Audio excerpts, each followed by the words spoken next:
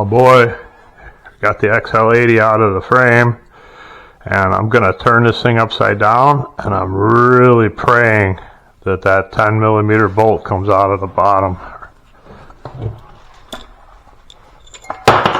Oh yeah, that's the best sound ever. Woohoo! Look at that thing chewed right up. Oh yeah, oh, I'm so happy that that thing came out of there. I thought I was gonna have to take the whole bottom end apart to get to that thing.